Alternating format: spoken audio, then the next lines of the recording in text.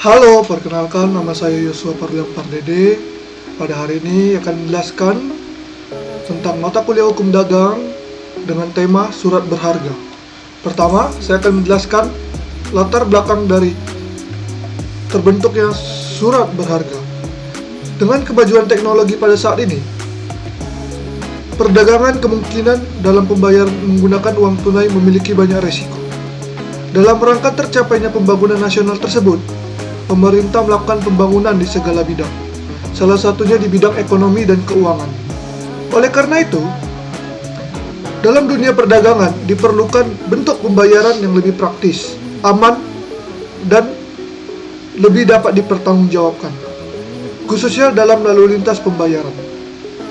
Untuk memudahkan pembayaran dalam setiap bertransaksi, maka diperlukan surat-surat berharga yang bernilai seperti uang, di mana surat-surat berharga tersebut sudah diakui atau telah diakui dan dilindungi hukum, baik dalam transaksi perdagangan pembayaran, penagihan, dan lain sepertinya. Selanjutnya, saya akan membahas tentang pengertian surat berharga. Secara umum, surat berharga didefinisikan sebagai sebuah dokumen yang diterbitkan oleh penerbitnya sebagai pemenuhan suatu prestasi berupa pembayaran sejumlah uang, sehingga berfungsi sebagai alat bayar kepada pihak-pihak yang memegang surat tersebut, baik pihak yang diberikan surat berharga oleh penerbitnya ataupun pihak lain yang telah menerima pengalihan surat tersebut. Dalam Undang-Undang Nomor 7 Tahun 1992 tentang Perbankan, surat berharga adalah surat pengakuan utang, wesel, saham, obligasi,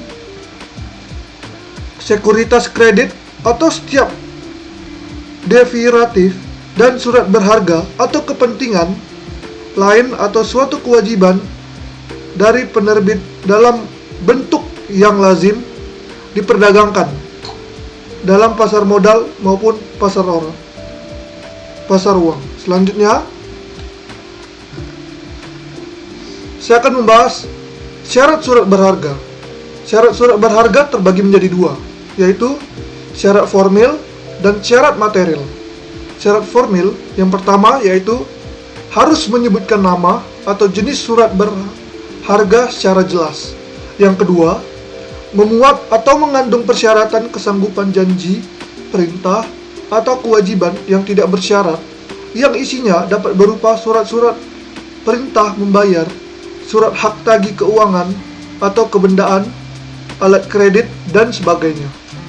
Ketiga, mencantumkan nama pihak yang wajib atau harus membayar. Keempat, penetapan nama tempat pembayaran. Kelima, menyebutkan tanggal dan tempat surat berharga tersebut diterbitkan atau ditarik. Keenam dan yang terakhir, harus ditandatangani dengan atau tanpa stempel dari penerbit atau penarik yang sah. Hal ini tergantung kepada subjek atau siapa yang menerbitkannya. Bisa jadi individu ataupun badan hukum. Yang kedua yaitu syarat material. Yang pertama, adanya perikatan dasar atau sebab-sebab yang sah. Yang kedua, merupakan hak tagih untuk mendapatkan pembayaran uang atau penyerahan kebendaan.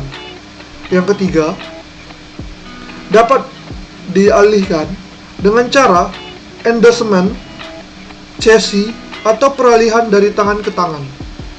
Yang keempat, tidak dapat dibatalkan oleh penerbit atau penarik.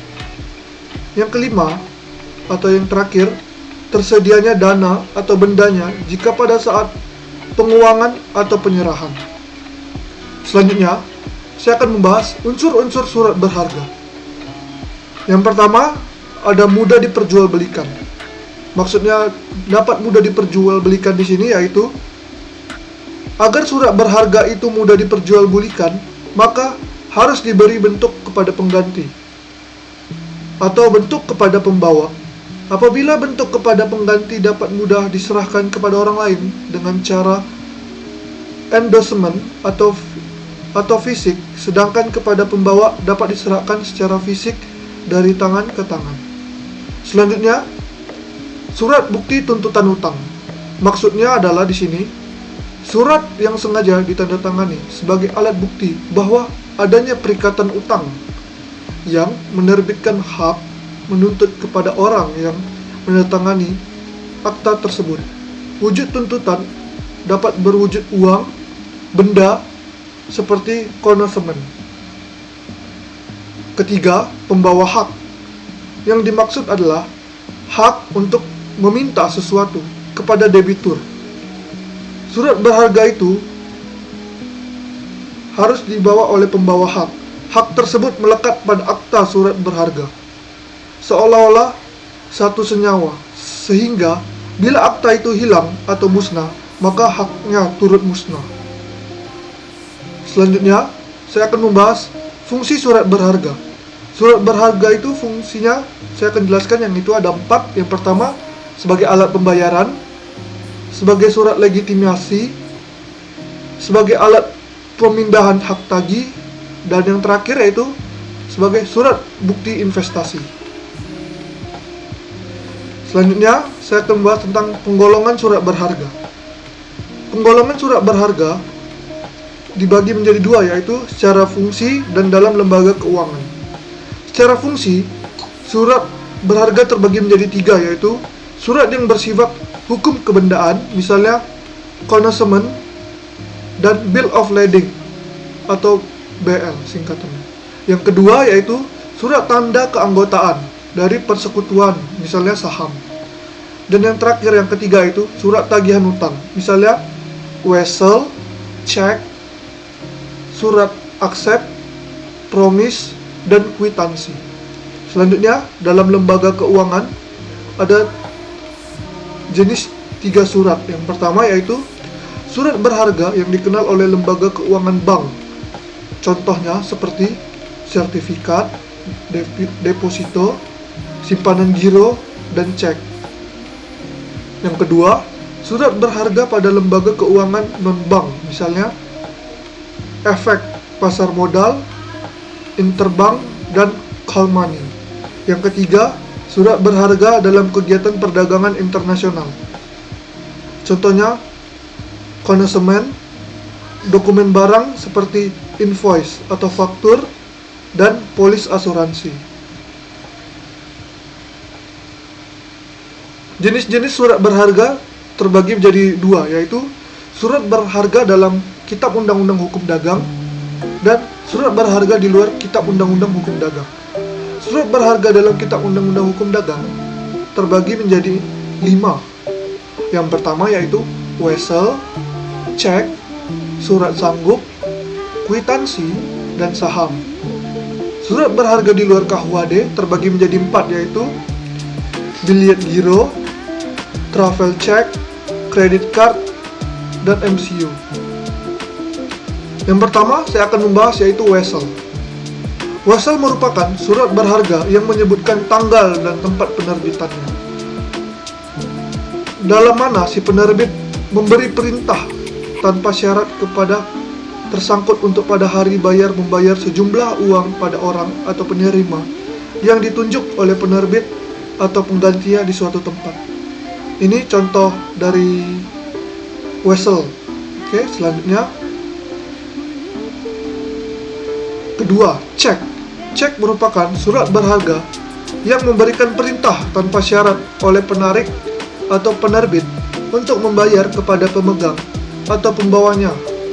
Pembayaran dilakukan oleh pihak pembayar, yaitu bank, dari penarik selaku penerbit cek. Ini contoh gambar ceknya ada di sini. Selanjutnya, surat sanggup.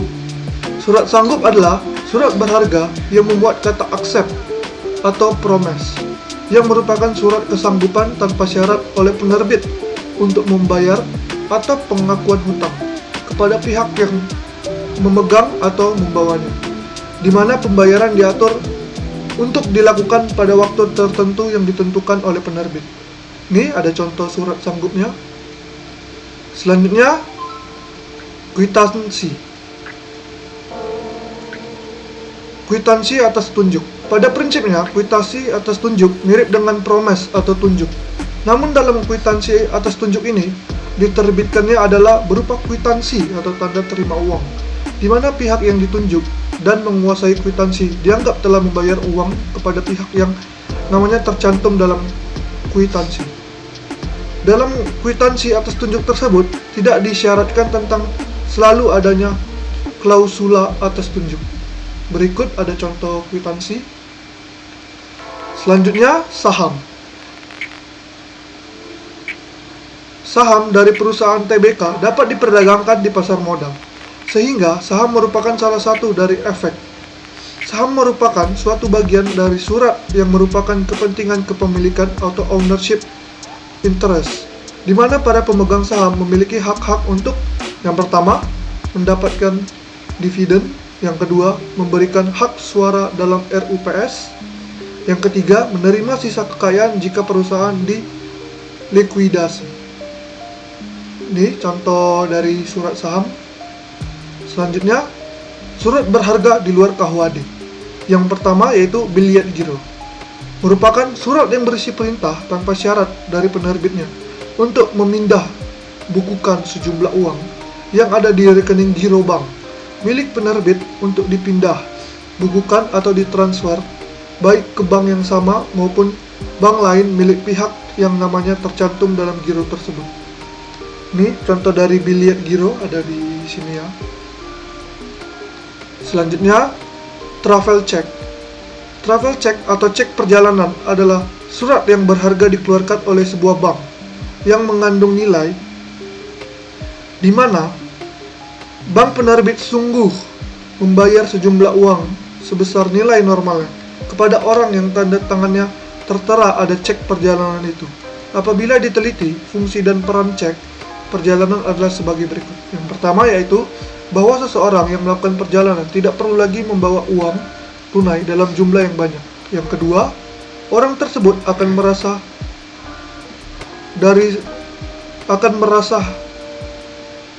aman dari resiko perampokan atau kehilangan uang. Ini ada contoh dari travel check. Yang selanjutnya yaitu credit card. Credit card atau kartu kredit adalah kartu plastik yang dikeluarkan oleh issuer, yaitu bank atau lembaga keuangan lainnya yang fungsinya adalah sebagai pengganti uang tunai. Ini ada contoh dari credit card. Selanjutnya, demikian hasil dari penjelasan saya. Mohon maaf jika ada kesalahan. Sekian dan